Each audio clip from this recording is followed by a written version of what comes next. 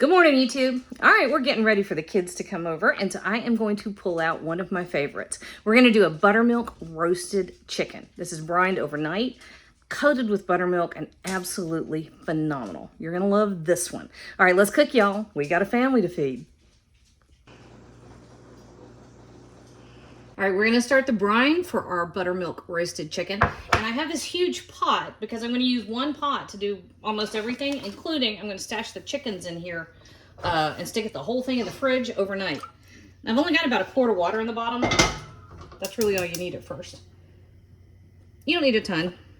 So about 1/3 cup of kosher salt and 2 tablespoons of peppercorns. You can throw them in whole if you want to, or you can do this. There is something pretty magic about cracked peppercorn.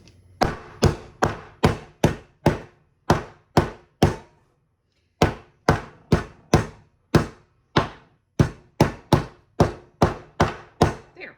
You don't have to pulverize it. Just crack it all open. Go. And if you go back a couple days and you look at our chicken and dumplings, I used about half of a blister pack of fresh thyme. There's the other half. I almost missed my pot. 12 cloves of garlic. If you have fresh rosemary, go ahead. You're just popping open the garlic. You don't have to squish it to death.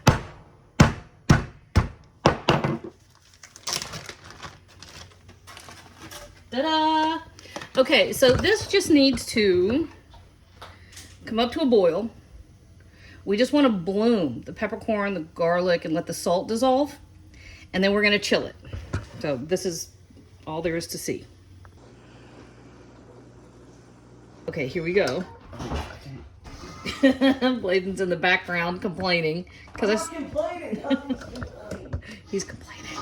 Okay, where's the camera? Okay, this is our brine that we started, and it's got the salt and the thyme and the butter, not the buttermilk, the oh shoot, the other stuff. Salt, garlic, not paprika. Bladen won't quit telling me to put paprika in stuff. Okay, let's try this one more time. Thyme, garlic, peppercorn, salt. There we go. All right, and then we have a bunch of buttermilk. I don't know how much.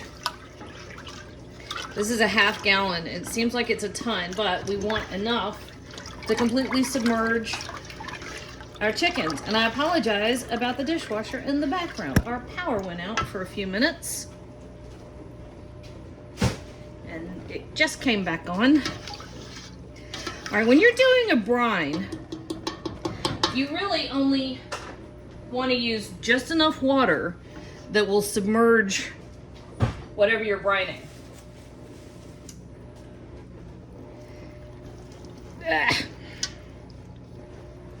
Because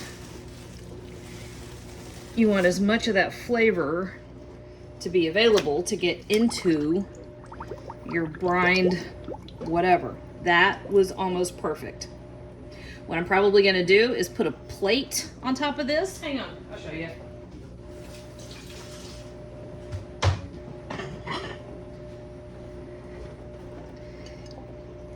Put a plate on there, and then I'll find a can of something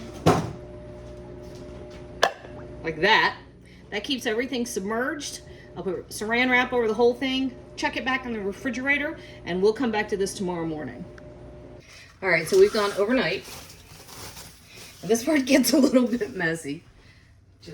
It's just gonna. That's just all there is to it. All right, so our chickens have sat in their little buttermilk bath overnight. See? Kept them submerged under that plate.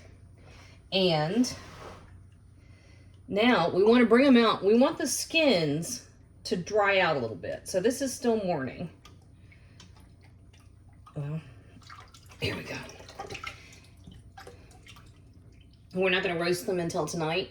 Here's the thing about buttermilk. The lactic acid is beautiful for tenderizing, right? But if you go straight in the oven with all that wet skin, the skin won't get as crispy. All right. So I just got a rack right here, and I've got a big open space in my fridge, and I'm not going to cover them. I'm not going to seal them up anyway, because I want the fan inside my refrigerator to kind of help move the air around the birds. And it's only going to be a couple hours. So these are going to go in my refrigerator just for a couple hours until we're ready to go roast. All right, our chickens are out. I brought them out. They've rested. The skin, not completely dry, but it dried up a lot. All right, I've got an oven preheated to 400 degrees right there. These guys are going to go in for an hour and a half. I'm not going to do a thing to it except check to make sure they're not getting too brown. If they do, I'm going to put a sheet of foil over the top of it. And at this point, we're walking on. All right, this is the part where the kids start to lose their mind. They start circling. All right. Hour and a half, I didn't touch them. I didn't mess with them. I did, at like an hour, I turned the pan around. That's it, okay? So now these are going to rest for probably 30 minutes because I got a couple other things I got to throw in the oven. But they're done. That's it. That's all there is to it. We're going to let them rest. We're going to let them chill. And then we're going to have dinner.